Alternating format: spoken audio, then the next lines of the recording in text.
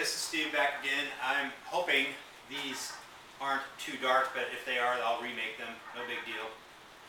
This is a segment about mutinies, and we have Wicked Mutiny, we have Breaking Wicked.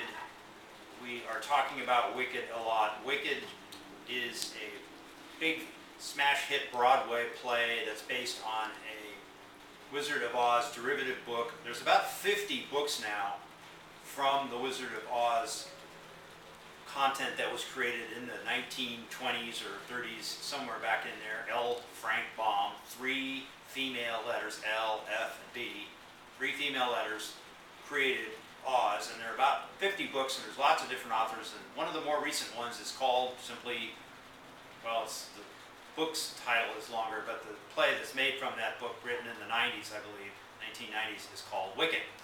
And it makes you rethink all the characters in Wizard of Oz and things that were attributes of those characters, such as Elphaba's Wicked Witch of the West green face paint, and how she kind of turned into a pool of wax or a pool of water or something, one of those two, which brings forth the ideas of Lord of the Rings, water, and Icarus, wings melting, and other things all through that film, that most people only saw the story from the film's perspective and not from the book's perspective, which were much, much more dense in thinking patterns and ideas and taking the original story to different places and thinking about it, which happens with a lot of film and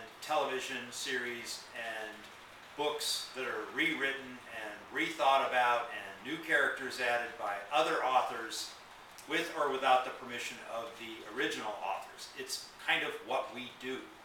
We take stories, we spin them into new places, we think about them a lot.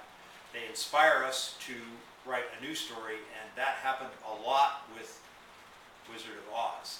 And the mutinies are related to piracy, which includes behavior that was really some of the most original and purest form of democracy, where the pirates elected a captain, usually the strongest or the best leader, often, as is the case with the most prolific pirate of all times, and when you consider how many ships he took, including British man-of-wars with his little tiny ship, that would be Black Bart, Bartholomew Roberts, and he was a navigator, and he was captured in with other prisoners and given an opportunity either to go into the ocean or become a pirate, and he chose to live as a pirate instead of walk into the ocean and die.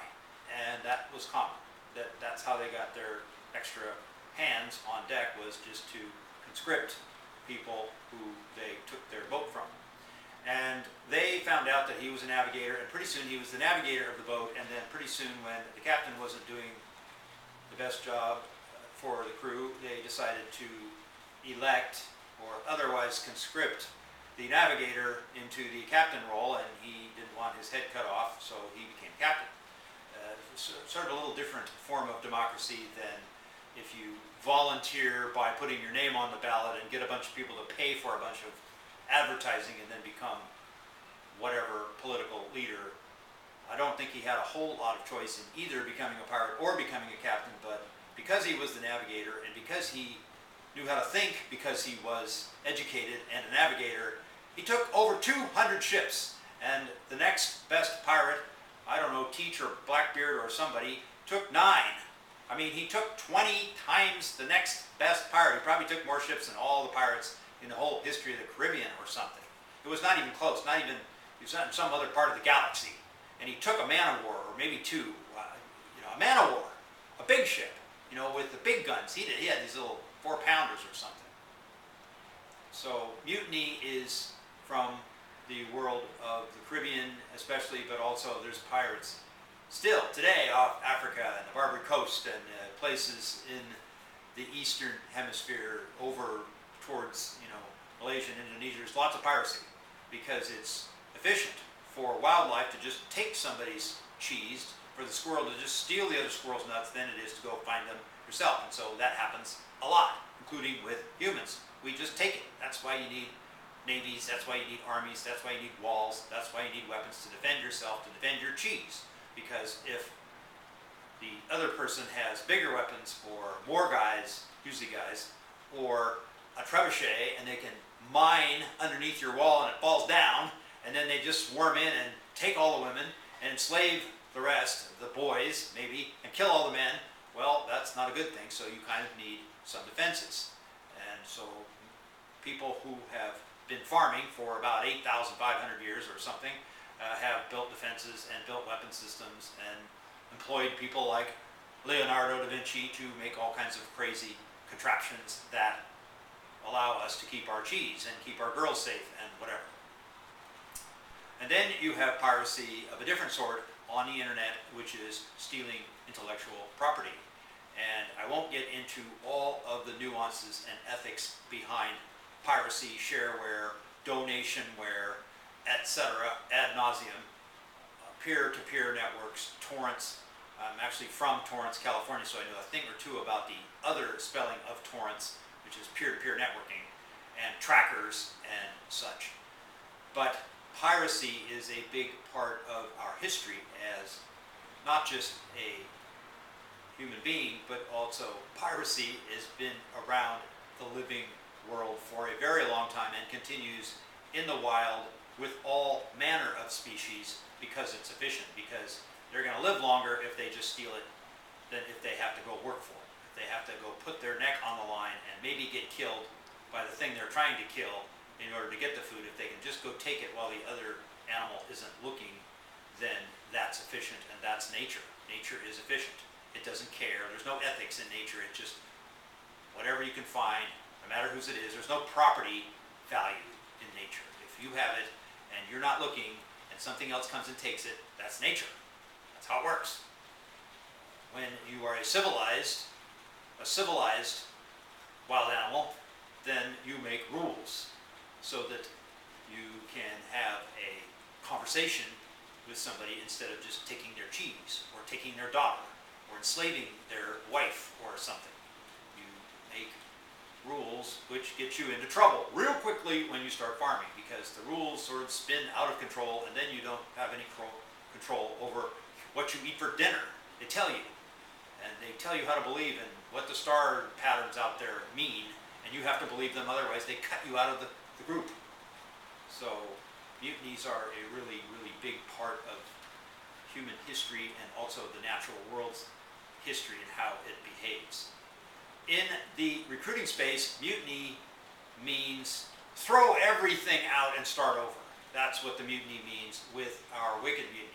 It means we're not listening anymore to all of the ways that people are doing things. We're just going to go in the opposite direction 180 degrees on almost everything. We're throwing it all in the ocean and starting over, because none of that stuff works anymore. It's all changed. It's all messed up. It's all deprecated. That's what we call it in software development. It's deprecated. It should not be there anymore. And we need a new way of getting money, a new way of non-linear, that means not trading your time for money, non-linear, not one at a time money making, not picking up one more button for one more shekel. That doesn't work anymore. That's going to get you dead financially. And if you have enough humans dead financially and not knowing what planet they're on, well, then you go extinct as a species and you take a whole bunch of species along with you. That's not a good thing, at least from the perspective of humans. If you happen to be a Homo sapien, or I like to call us Homo sipicup, because we're only about 1/100th of 1% through the species birth canal. I mean, come on, 8.5 millennia since farming, and the dinosaurs were here 150 million years, and the Earth is 4.7 billion, give or take, years old. We haven't not only been born yet, we're not even through the first trimester. We're not going to round this one up to 1% through the birth canal. It's less than that. We haven't even got started. We're already got fetal alcohol syndrome and Down syndrome and I, me, mine syndrome. We've extincted hundreds of species, and we're not even crowning yet. That's what we call it, crowning. We're not crowning. We're not even close. And so the mutinies are about, and there's videos to talk about the very specific mutinies of mutiny against list building, mutiny against secrets. Oh, let's get some secrets and keep them away from other people and sell them. No secrets. No list building. No branding.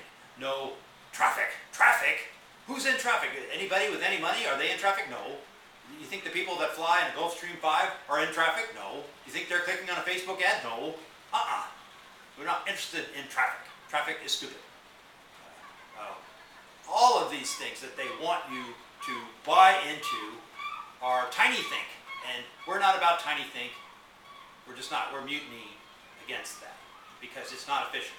What's efficient is having a multiple six-figure digital franchise that doesn't cost you anything that yields a multiple six-figure commission every single time you sell it. One sale, multiple six figures. Here you go. Now, invest in some actual passive income like, I don't know, real estate or municipal bonds, and then you have real, solid, lifetime passive income, not this made-up excuse for passive income that comes from the internet.